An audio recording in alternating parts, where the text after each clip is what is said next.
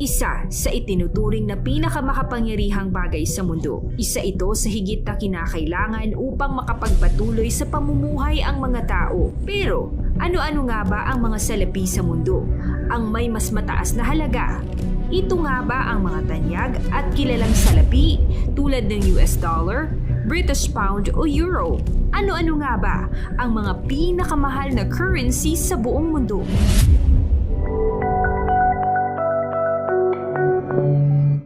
Pang-sampu sa itinuturing na pinakamahal na pera sa buong mundo ay ang Bahamian Dollar o BSD. Ito ang opisyal na salapi ng Bahamas.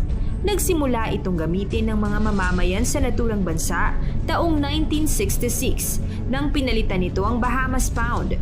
Samantala, ang ekonomiya ng Bahamas ay nakadepende sa mga international financial services at tourism. Itinuturing din ang bansang ito bilang tax haven dahil hindi ito nagpapataw ng buwis sa mga naipon ng isang individual. Sa ngayon, katumbas ng isang Bahamian dollar ay ang 55.92 sa Philippine peso.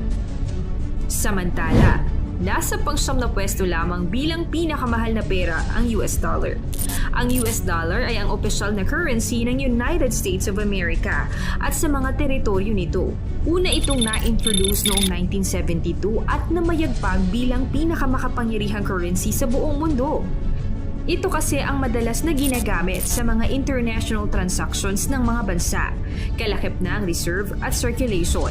Sa katunayan, ito ngayon ang reserve currency of the world at siyang dominante sa global trade at finance. Sa ngayon, nasa 55.98 na ang palitan ng dolyar sa Philippine peso.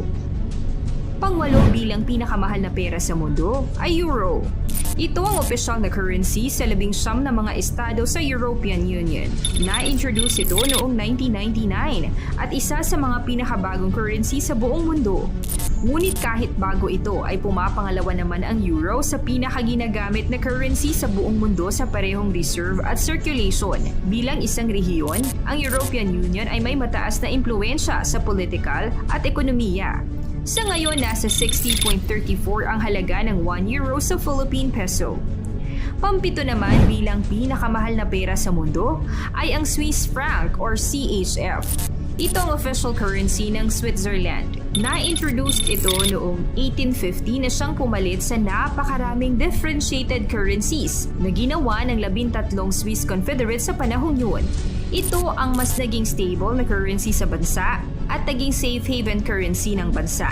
Samantala, nagpo-promote din ang bansang ito ng fiscal at monetary policies at naging matagumpay na mapanatiling stable ang takbo na ekonomiya sa mga nakalipas na taon. Samantala, pampito ang CHF bilang most traded currency sa buong mundo. Sa ngayon, nasa 61.83 ang katumbas ng 1 CHF sa Philippine peso.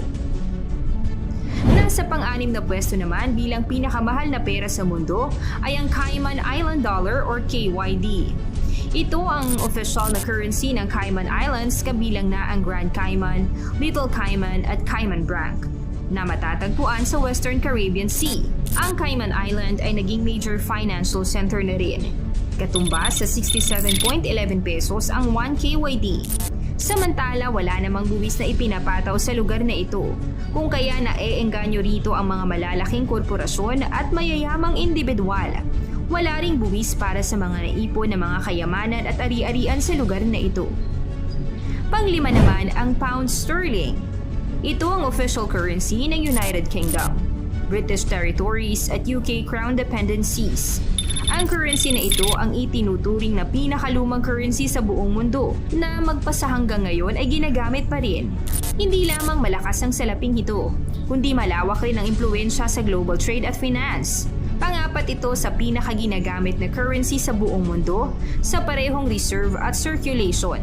Sa kasaysayan, itinuturing din ito bilang isa sa pinakamakapangyarihang pera sa buong mundo. Ngunit nawala ang titulo nito noong ika-20 siglo nang napabilang sa 2 World War ang Britanya at naging makapangyarihan ang US. Sa ngayon, nasa 70.55 ang katumpas ng 1 GBP sa Philippine peso. Nasa pang-apat na pwesto naman ang Jordanian dinar. Ito ang official currency ng Jordan Ang JOD ay nagse-circulate din sa West Bank, isang rehiyon na matatagpuan sa Israel, na na-introduce noong 1950 na siyang pumalit noon sa Palestinian Pound na siya namang official currency ng Emirate of Transjordan at Mandatory Palestine. Sa ngayon, katumbas ng isang JOD ay 78.87 sa Philippine Peso. Samantala, ang currency na ito ay nakadepende lamang sa mga fertilizer components, overseas remittances, foreign aid at favorable trade agreements dahil wala itong sariling natural resources. Malakas lang ito dahil sa USD peg at hindi dahil sa mismong kapangyarihan ng ekonomiya ng bansa. Pangatlo, bilang pinakamahal na pera ay ang Omani Rial. Ito ang official currency ng Sultanate of Oman, isang bansa na matatagpuan sa southeastern coast ng Arabian Peninsula. Na-introduce ito noong 1970 bilang Saudi Riyal, bilang pagbibigay pugay sa ruling house ni Al Said, na pinalitan noon ng gold rupee. Pinalitan ang pangalan nito bilang Omani Rial noong 1972. Pangalawa naman bilang pinakamahal na pera sa buong mundo ay ang Bahraini Dinar, ang official currency ng Bahrain. Nasa 148.42 pesos ang katumbas sa atin ng 1 Bahraini Dinar. Matatagpuan ang bansang ito sa Persian Gulf. Ang ekonomiya ng bansang ito ay nakadepende lamang sa oil at gas. Ang industriyang ito ang siyang nagsusuporta ng halos 85% sa kita ng buong bansa. Na-introduce ito noong 1965. Mula noon ay napanatili na nila ang stable rate kontra dolyar. Samantala, itinuturing na pinakamahal na pera sa mundo ay walang iba kundi ang Kuwaiti Dinar.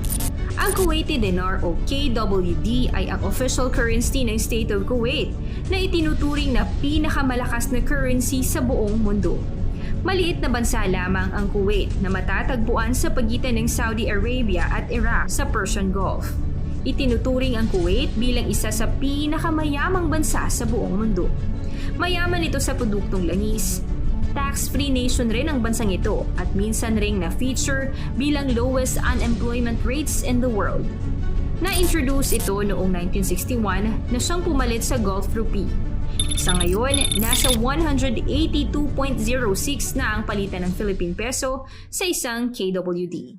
Mga kasoksay, namangha ka rin ba sa katumbas na halaga ng mga perang ito sa ating pera? Sa tingin mo, maiaangat pa kaya natin ang halaga ng piso kontra sa mga namamayagpag na mga salaping ito? Paano kaya natin ito magagawa? Aantayin ko ang mga comments nyo. Maraming salamat sa panonood at God bless!